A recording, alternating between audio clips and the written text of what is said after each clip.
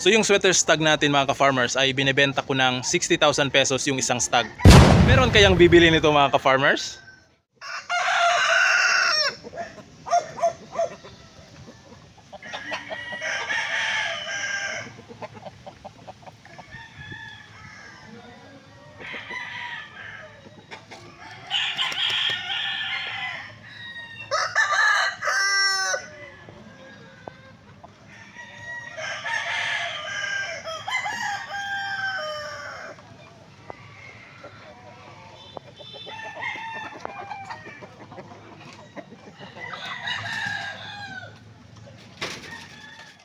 So yung presyo na yun mga ka-farmers, yun ang inaasam natin na makuha bilang isang breeder mga ka-farmers, ay talagang maganda sa feeling kapag nakabenta tayo ng mga manok na magagaling at saka sa presyong maganda or presyong talagang mamamangha tayo. Yun ang isang pinapangarap ko mga ka-farmers, na makapagbenta ng ganong manok or ganun yung presyo ng mga manok. Kaya ng ibang breeder mga ka-farmers na yung presyo nila ng manok ay nasa mga 60,000, 100,000, 150,000, meron ngang umabot ng 200,000.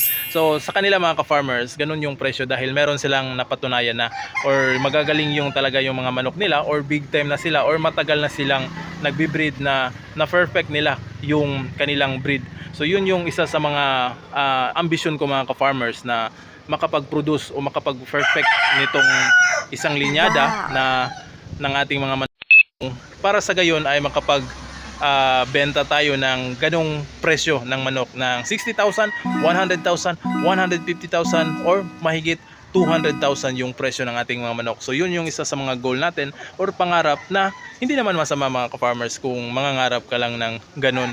So balang araw baka ibigay sa atin ng Panginoon sa may taas. Hindi ko naman pinapangarap mga ka-farmers na maging isang sikat na breeder. Ang pinapangarap ko ay yung parang maging legend ka ba, or yung may ano, so yung may maukit mga ka-farmers na pangalan sa industriya ng. So yun yung isa sa mga goal natin, hindi yung magiging sikat or yung para sa akin is meron tayong kapag mawala na tayo dito sa mundo, na meron tayong na-create na bloodline ng manok, na which is yung sarili nating ginawa, na hanggang sa wala na tayo at magpatuloy pa rin yung bloodline. So yun ang isa sa mga ambisyon natin. So wala namang masama mga ka-farmers kung mag-aambisyon tayo. Alright. So dito sa ating manukan mga ka-farmers ay tuloy pa rin yung pag-experiment natin ng breeding, or para makapag-perfect tayo, or hindi man ma-perfect, makita natin yung mga manok na magagaling, palaging nananalo. So yun yung mga goal din natin.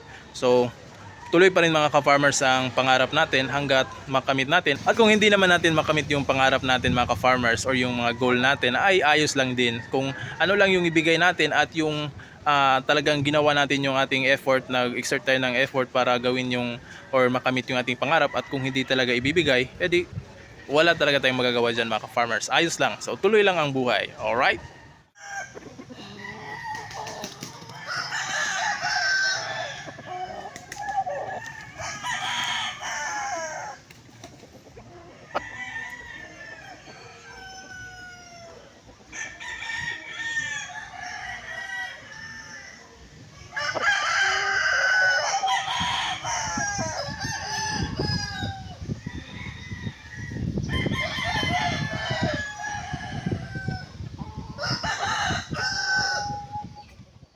So yun mga ka-farmers, meron din akong nakita na doon sa Cebu Expo na pulet na asil. So ang pulet na yun is 50% yata, 50% nun ay yung tinatawag na Makoy, at saka yung Atkinson na asil.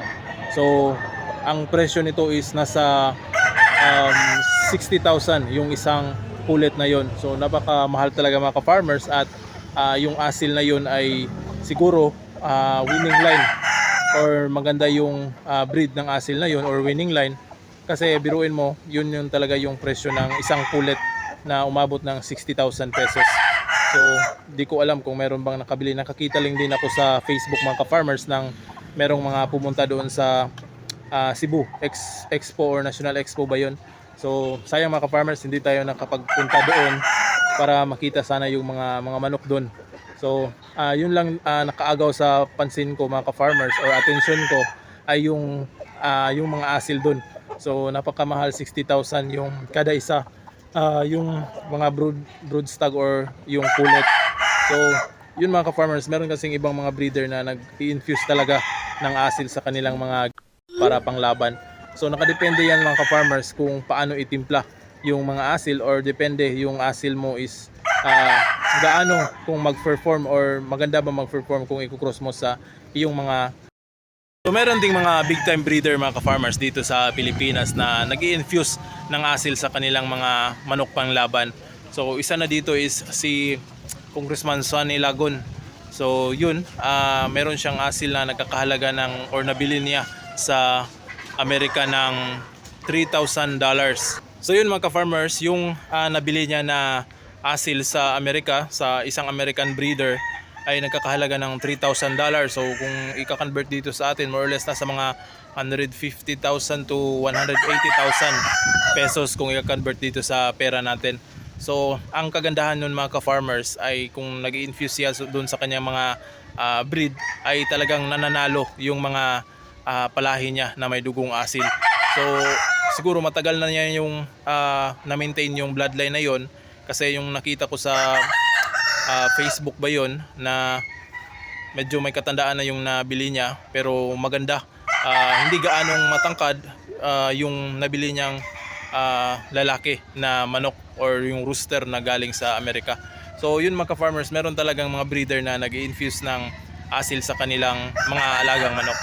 Kaya dito sa atin mga ka-farmers ay nagsisimula na akong mag-breed ng may dugong asil, at pinapangarap ko mga ka-farmers na maging isang magaling na breeder ng mga manok na.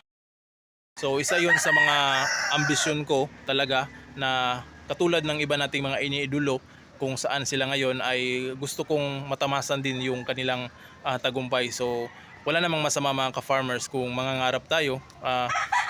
Libre lang din namang mangarap, so why not subukan natin. So baka para sa atin yon. At kung hindi naman mangyari yung pangarap natin na inaasam-asam, ay okay lang naman mga ka-farmers kung ganito pa rin tayo. At least sa ginagawa natin ay masaya tayo, wala tayong mga inaapakan or hindi tayo nang lalamang sa ating mga kapwa.